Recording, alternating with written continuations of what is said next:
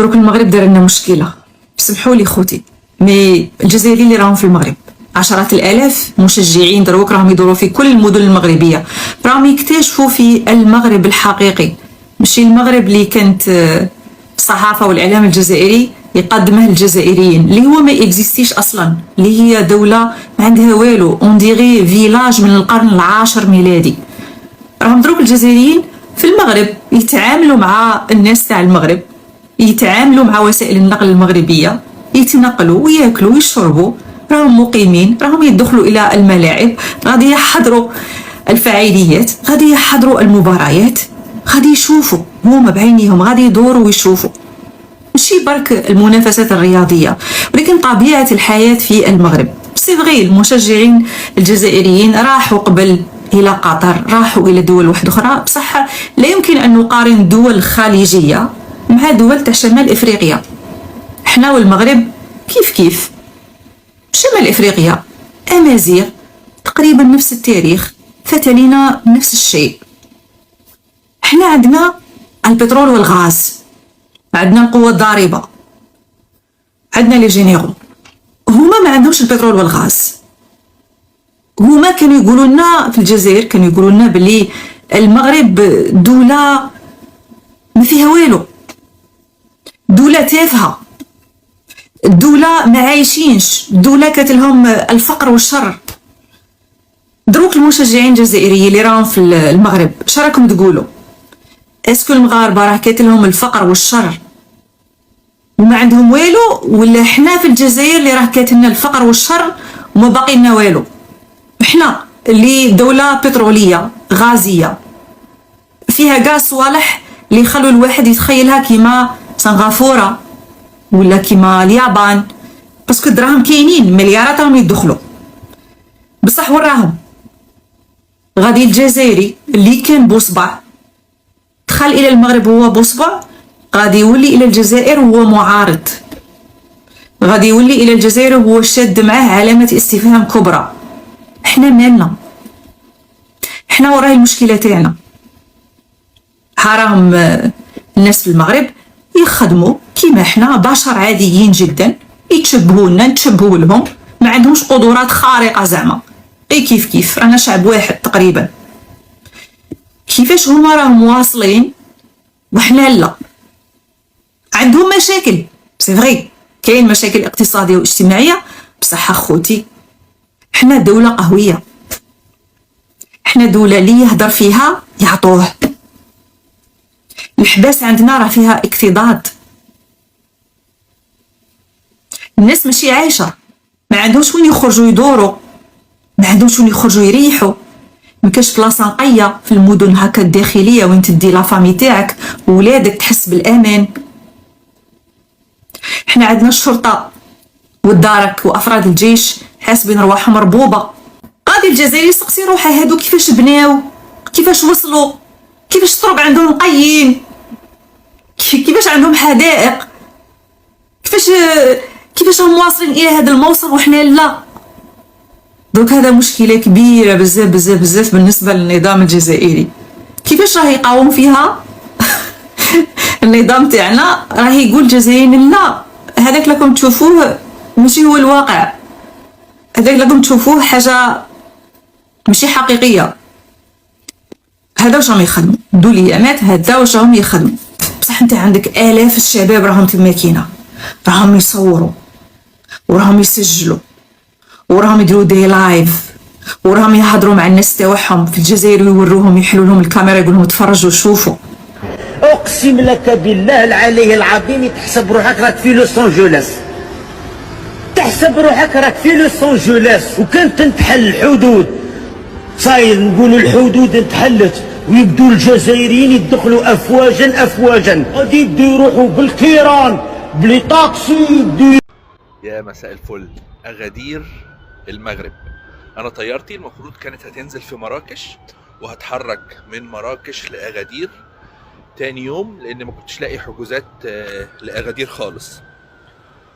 مش عارف لحسن الحظ ولا لسوء الحظ الطيارة ما عرفتش تنزل في مطار مراكش، فنزلت بينا في أغادير. المكان اللي انا كنت عاوز اروح له لان ماتش مصر هيتلعب في اغادير. من ساعة ما نزلت المدينة كم حب من الناس غير عادي غير عادي. يا جماعة لازم تزور المغرب، لازم تزور المغرب عشان ناس المغرب. تحية من قلبي لكل المغاربة. أهل المغرب، عندي كلمتين أريد أحكيهم. أتمنى كلامي ما يزعج أحد ولا أحد يزعل مني. يشهد الله أنه الكلام اللي راح أقوله كلام طالع من القلب، ما حد معلمني عليه ولا هو مجاملة. سافرت هواية بلدان، اكتشفت كثير ثقافات، عاشرت كثير ناس.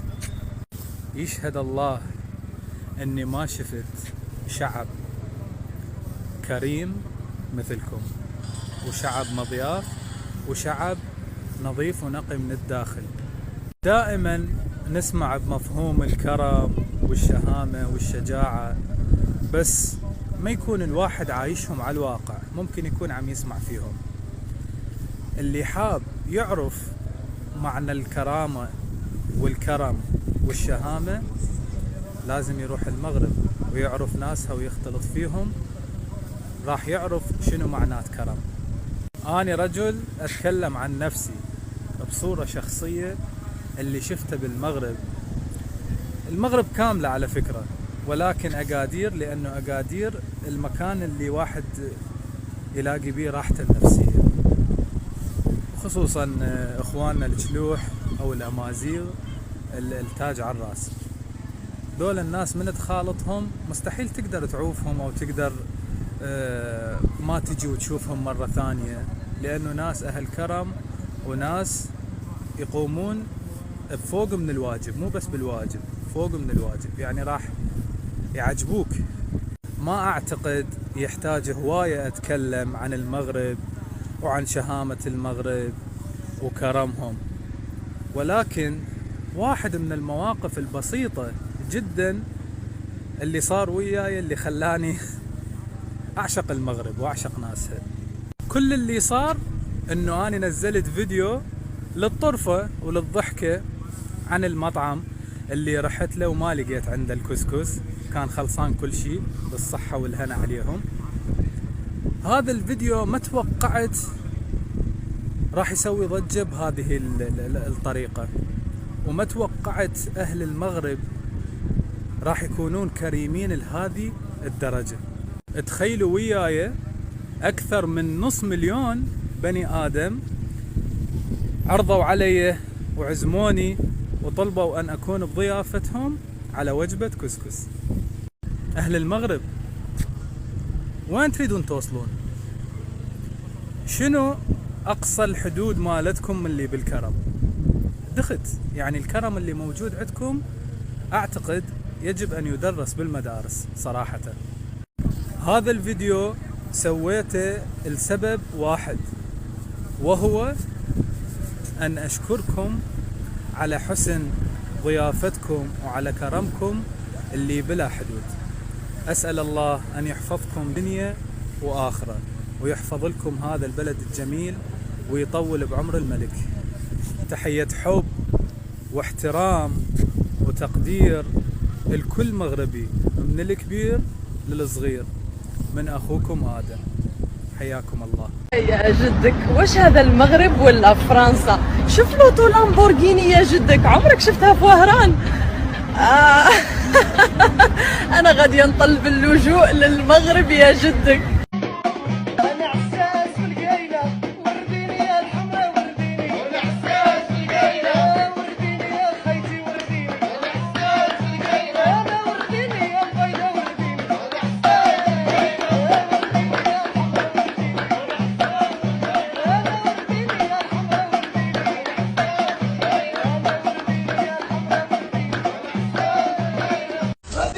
ورديني، السلام عليكم. حمزه واش راك دير خويا؟ واش راك دير حمزه؟ خويا راني صيد في الحوت، راني من البارح ولا قيس الصناره ولا ما قلت والو. هذا الواد جاي من جهه من هيه، هم يقولوا كاين الحوت، راني ربي على ربي ان شاء الله. مالك نلقاو كاش حوت على ربي.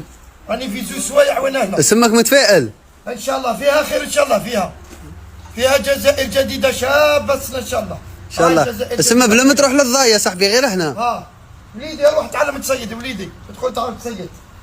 هذا هو بوزر خبتي سير ابح، هذا هو انا صيدها. بالك نقضوا كشحوته، بالك في هذه قلتها فيها خير ان شاء الله.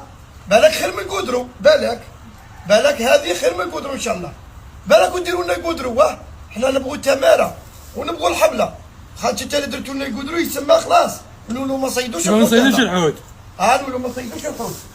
سما كاين الحوت لهنا حمزه. جاي خويا خيرات ربي، رانا كل يوم نصيدوا 2 حبات. علاش حابين نعكروا الامطار؟ هاو سقط العالم الجزائري ولا سقط العالم المغربي، هاي وين صارت حفره، هاو فيضانات، هاو لوتيل موسخ، هاي الماكله مش مليحه، هاو الافتتاح. لا، افتتاح كاس افريقيا كان في القمه. نعم انا تابعت بالامس، الافتتاح كان في القمه، تنظيم محكم بالرغم من الامطار اللي كانت تسقط في الملعب في الرباط، تنظيم كان محكم وحضور نوعي. نعم كان فيه شخصيات دولية رياضية، كان رئيس الاتحاد الدولي، رئيس الاتحاد الافريقي، رئيس الاتحاد العربي، وكان حاضر ممثل الجزائر وزير الرياضة، رئيس الاتحادية الجزائرية لكرة القدم كان حاضر، والمغاربة استقبلوا الوفد الجزائري أحسن استقبال. كانوا في فندق من أحسن الفنادق. أنا ما زرتش المغرب وما زرتش الفندق، لكن من خلال الصور ومن خلال يعني التقارير اللي وصلت أنه فندق الماريوت معروف يعني سلسلة عالمية. فندق الماريوت من أكبر الفنادق العالمية، كان الفريق الوطني. لكن بعض اللي عندهم مرض تواطؤ النظام المخزن، تواطؤ مع من؟ تواطؤ النظام المخزن مع ربي. يعني تواطؤ النظام المخزن تواطأ مع ربي سبحانه باش تصير الفيضانات والناس تموت. هل يوجد أسلوب قدر تافه حقير مثل هذا؟ يعني حتى الهضر ما يعرفش يهضر. كشفت تواطؤ الأمطار الأخيرة، كشفت تواطؤ مع من؟ يا زايلة اللي ما قريتش معناتها تواطؤ، معناتها راهو كاين بين طرفين. نظام المخزن تواطأ مع النظام الإسرائيلي باش تصرى كارثة. تواطؤ النظام المخزن مع النظام الجزائري باش تصرى، ما يتواطأش النظام المغرب مع ربي. هذه كارثة طبيعية، هذه كارثة طبيعية. نستشفوا في الكوارث. يا زايلة، يا حمار، يا دلفين، يا ديناصور، هذا كارثة طبيعية. أمطار غزيرة، وهذه تحدث في كل دول العالم. تحدث أمطار، فيضانات تحدث في بنغلاديش، في الهند، في أمريكا صارت أعاصير. وين أقوى دولة في العالم صارت فيضانات وأعاصير وخربت بنية تحتية، وصرا باش عارف أنا وش صرا تسونامي في الصين، صرا فيضانات في الجزائر. هل نقول أن الفيضانات اللي صارت في الجزائر تواطؤ النظام الجزائري يكون عاقل، يعني يكون منطقي؟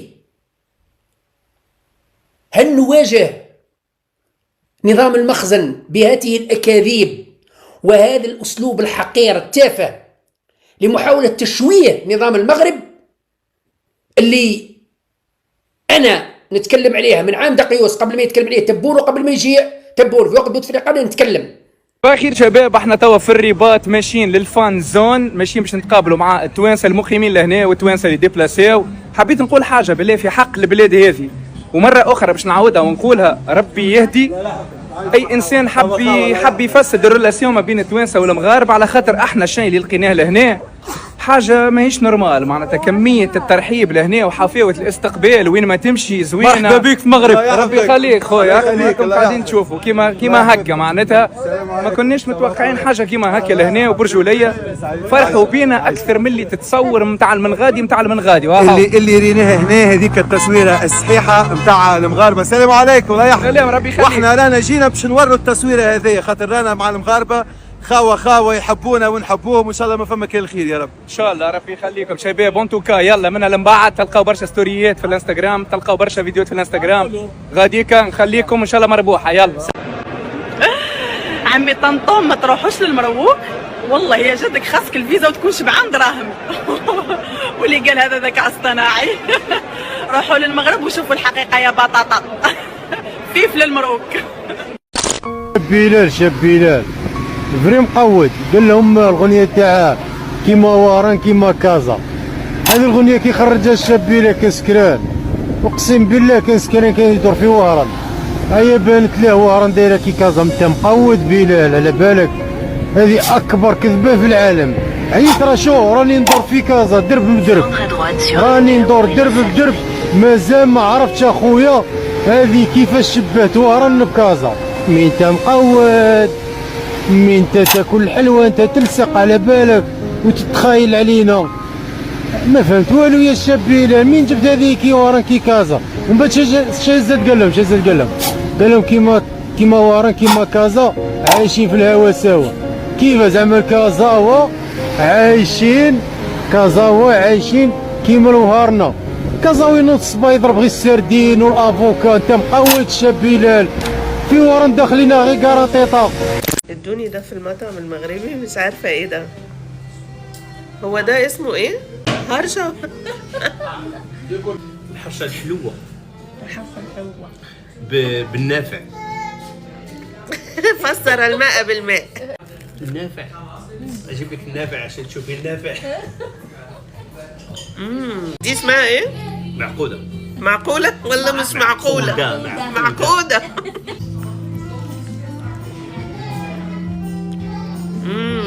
حلوة قوي دي. جعانين قوي فقلنا له يجيب لنا حاجة نقزقز فيها لحد ما يجيب لنا الطاجين والكسكس. هذا لسه عملناه اليوم والله. بطاطس وايه؟ بطاطا، قزبر، معدنوس، تومة.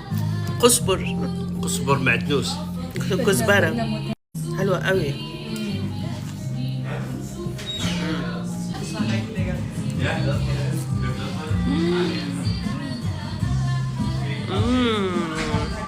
كسكس بالتفاية ولا بسم الله.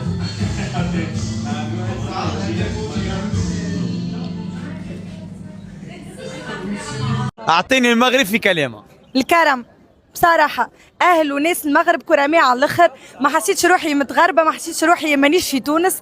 استقبال طيارة على الآخر وناس ياسر محلية. اعطيني المغرب في كلمة. المغرب ما شاء الله زوين، تهلاو فينا، الشعب يرحب بينا، وين نروحوا يعرضونا قلنا نروحوا مرحبا بكم. مرحبا حبيبي. الله يسلمك خويا. 1 2 3 فيفا لاجيري. 3 2 1 المغرب النمبر 1.